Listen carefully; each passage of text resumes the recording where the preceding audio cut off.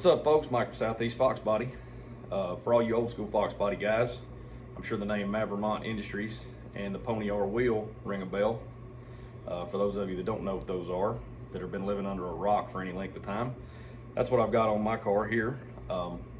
Real popular wheel. First guys to come out with the 17-inch pony wheel. They did chrome, they did argent, which is the color of the silver, and I believe they did white, and they also did black too. But anyway, they're gone. Nobody knows what happened to them. You know, there's all kind of rumors circulating the internet, from the forum days all the way up to Facebook. Everybody's kind of wondering, you know, where'd these guys go? They were real popular, and all of a sudden they kind of vanished. And so really the best way I found to put any kind of rumors or any kind of misinformation to bed is to interview the man himself that made these wheels. So here in a few minutes, I'm going to sit down with him, and he's going to tell the entire story of Mavromont Industries and Pony R wheels to you guys. That way all this stuff can finally be put to rest, and then, you know, y'all can learn something at the same time. You know, honestly, I'm probably going to learn a lot, because there's a lot of stuff about these wheels that I didn't know about. So everybody just kind of get you something to drink, get relaxed, and get the wife and the kids quiet, and we're going to get this started. Well, folks, I got somebody I want y'all to meet. This is Demetrios Mavrofrides. I like to call him Mr. Pony R, because that's what he is. So, like I said, I'm going to let you guys listen to his story, and he's going to tell everybody what's going on and how it all went. Well, it's good to be here with you today, Mike. Thank you, buddy. Appreciate you making the drive out. My pleasure. It's great meeting you, and appreciate the opportunity to talk a little bit about Pony R, I guess. So, yeah. So you were in 2000, right, when you started out? Yeah. You know, I was going to go back a little bit. Yeah. In the sense that I never really was a Mustang guy. Okay. Growing up, I had an uncle and a cousin. They worked for Chevrolet. Okay. So growing up, my dream was to get a old Chevelle SS 454, right? Yeah, okay. 69, 70 Chevelle. Yeah. With a big old 454 in it. And back then it was carburetors, right? Yep. And put a 3/4 race cam, and, you know, just yeah. sit at a light and just hop the car around, you know, and just rock sit her there up. and bounce. Yeah. And wait for the light to turn green, and Yeah. then, you know, hit the gas and go. So, and I didn't really know a whole lot about Mustangs. I knew about the Mustang too, because I used to watch Charlie's Angels. Yeah, of course, yeah. And Jacqueline Smith and Kate Jackson. The ugliest car with the prettiest girl. Yeah. I mean, at the time I thought it was cool, right? Yeah. So I was like, oh, because I think it was. They had the Cobra 2. One had the King Cobra. Yeah, that's what it was. Yeah. Was it Farrah? It might have been Farrah that had that, but yeah. King Cobra, and then there was another one that was just a coupe. I think it was a sedan. Yep, the little sedan car. The sedan that the other one had. And I thought, think that's a the pretty brunette cool had that. car, Yeah. you know, Mustang. But I was really, that's nothing compared to the Chevelles and all of that stuff. No. And a neighbor had a Chevelle, lived a couple of houses down. So, but then in high school, in '84, a neighbor of mine got a white GT Mustang. Okay. The 5.0, Yep, right? yep. With the that graphics on the hood, Yep. and that was the first time I really took notice to the Foxbody. Yeah. I thought, man, that's a nice looking car. Oh, yeah, absolutely. You Yeah. know, they just looked really good. Yeah. So I went off to college. I had a little Datsun, little Nissan Yeah. in college, and I was getting ready to graduate in '89. Okay.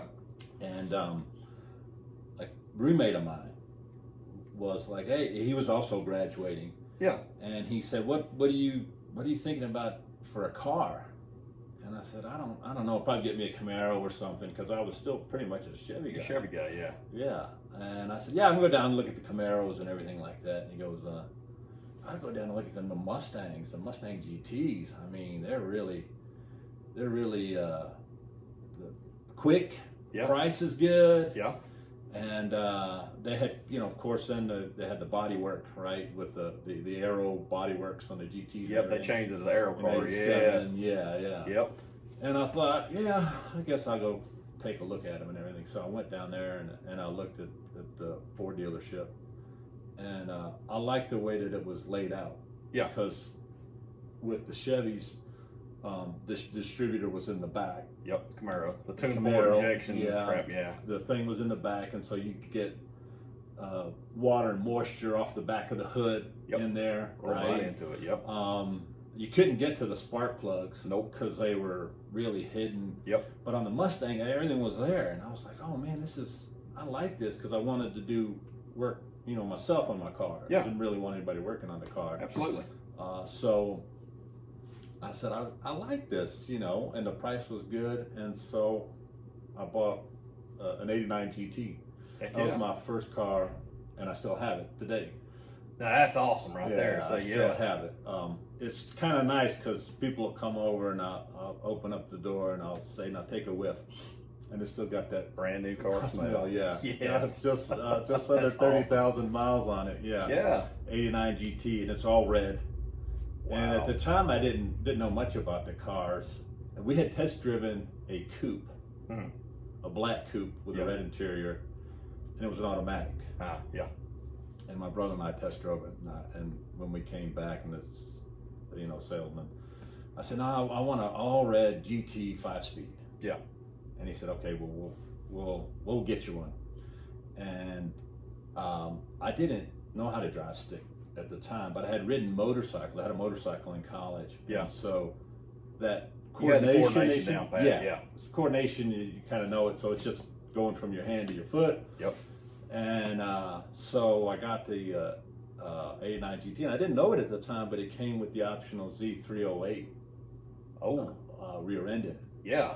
And I didn't know that till years later. Yeah. Because when I bought it, I didn't know anything Nobody about read it. the window stickers back then. Right, yeah. I didn't really know anything about it, but it had that optional Z code on it, and I was like, oh, that's kind of cool. Yeah. So, so that kind of got me into the Mustangs back in '89. Of course, back then they were all over the place. Yeah. I mean, it was. Yeah, they're like Chargers and Challengers now. Everybody has. Oh my gosh! Yep. Yeah, they were just all over the place. I pull into a gas station and I get guys coming all the time. Hey, you want to run that 5.0?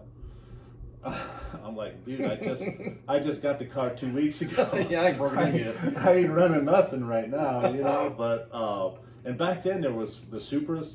Yep. Right, the Supras were really big. Yep. The 300ZXs. RX-7s. Yeah, the RX-7s. I mean, I had guys all the time wanting to race you because the Foxbody made a pretty big splash.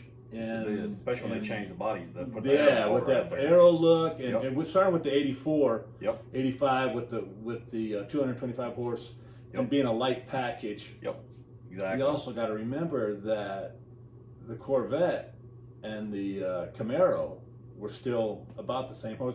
I can remember back in the day, man, I would race Corvettes. And beat Vets.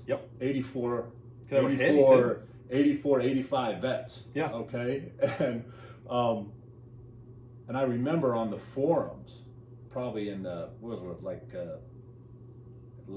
probably in the 90s, right? Yeah. They were complaining. These guys with the 84, the mid 80s Corvettes. Yeah, I call them everybody vests because everybody had one back then. Yeah, they were complaining because they were getting blown away by the Foxbody guys. Yep. And that's when Chevrolet said, okay, enough of this, and they dropped what was it, the LT1 or something. LT1 engine, and then it was like all that horsepower. And then everybody bought white New Balances and jean shorts, and they started driving them, and then it took the fun out of it. Yeah. Because but it took pretty much the Foxbody for Chevy to kind of wake up and go, oh, man, we better do something. Yeah. Oh, if I cuss, you're gonna bleep it out for me, right? No worries, buddy. So, I cuss too, so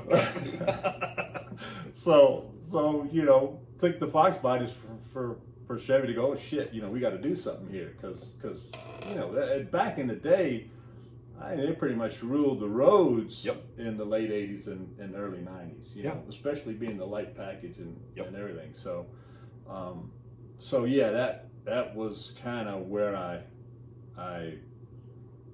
kind of got into the Mustangs and how it got started. And when I got my job, I started working. My first job out of college was for Martin Marietta. It's Martin Lockheed now. Oh yeah. I deliver to them pretty regular over here in Marietta all the time. At Lockheed, Lockheed. Area Aviation. I guess most people say Lockheed now. That's what everybody calls it, Lockheed. Right. But I was working on a, and I probably shouldn't say this because it really makes me sound old, but I was working on a Reagan Star Wars project. Okay. Back in the day, Yeah. doing space-based missile interceptors. Wow. For ICBMs coming in. Yeah. From, you know, from through, you know, outside like the atmosphere Yep. or And then they would high re-enter. up. Yeah. We'd shoot up a rocket to intercept it. Wow. So So you're technically like a rocket scientist almost. well, I'm an electrical engineer, so I'm very technical, I guess, is what you know. Yeah. But and we get into that a little bit when I talk about the kind of the parts that we did and stuff. But Yeah. But I remember I had gotten an offer letter. Yeah. From them because I graduated it was like in May, and I didn't start till August. Yeah. But I wanted to get a car. Yeah. And so I wanted to get that Mustang, and I didn't even have my first paycheck. I just had my offer letter, and I took that to the dealership because they were like, "Hey, how are you going to afford this car?" You They know, saw you were working for them, though. They were like, "Oh, he's good." I was like, I'm getting a job. I got a job, and this is about how much I'm going to make. And Yeah. the guy's like, "Okay, all right." So they hooked me up, and so I got my Mustang, started working at Martin Marietta, which is Martin Lockheed now, and I didn't have the car very long, and it just started tearing into it. I mean, I had the GT40 intake on it, and heads and all of that stuff, and I've since I've gotten rid of all of that because I wanted to put it back to original. So I kept everything and put it back to its original condition. But I had all of that stuff, back in the day. So I mean, I can remember it was an uncle of mine who came over one day, and I was in the garage working on it, and he's like, "What are you doing? You just got a brand new car. You're tearing it apart." Taking it all apart, yeah. Right. So I don't know if it's the car or if it was me, but something drove me to do that. Yeah, ain't nothing wrong with that. Just You gotta make it faster. Make it faster, have fun with it.